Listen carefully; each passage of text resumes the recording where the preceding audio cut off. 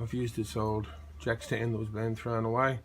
It's a good old school jack with a twisty handle. Takes a while to make it up and down, but it fits up in that space under the swing arm really nicely, so we can look at spinning the back wheel and servicing that chain. Old technology is old technology. It has its pitfalls.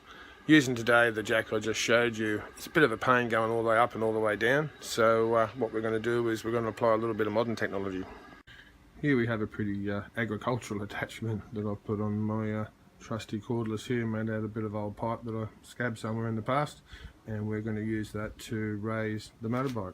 So we'll just slip him up into the hole, hold it down the axis nice and straight, and I think we'll go up.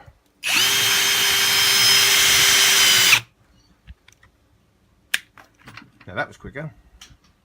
We've backed off one of the adjusting nuts here, away from, leaving the nut exposed there. So to adjust the chain, what we actually want to do is we want to pull the shaft through, which pulls the wheel back and then tightens the chain. So when we do these, it can be a little confusing sometimes, but we're actually tightening that nut to achieve the result. Now to make sure we do it nice and evenly, I'm going to put the spanner, I'll match it there.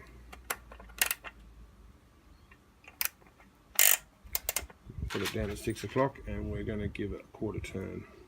Mightn't seem much, but much better to do it in small increments, quarter turn on each side, and then check the chain. Still quite loose, you're only getting the initial slack, but don't be tempted to go like a couple of turns because it's much easier to do it slowly than just to try and get it back in again.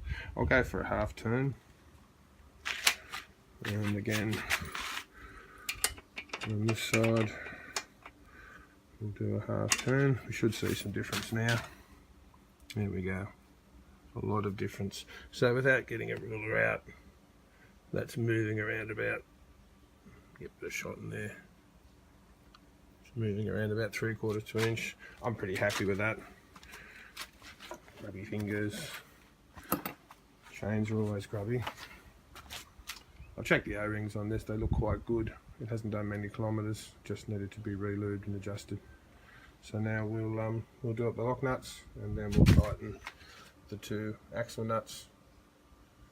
Also, it's always a good idea, even just as a visual check, to look behind and see that as you look down the bike, the rear tyre doesn't have any sort of significant twist to it.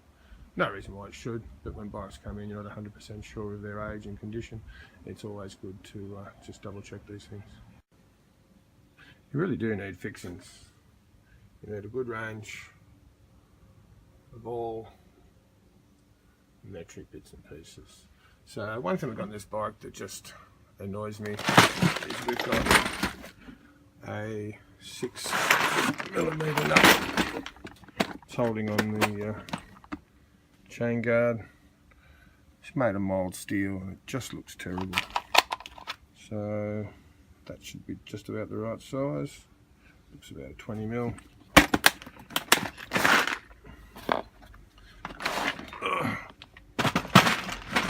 That's it, do them up, put them away.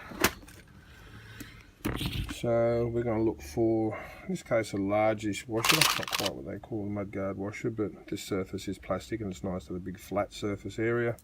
Then on the back we'll put a normal washer and my favourite Nylox. They just don't come off.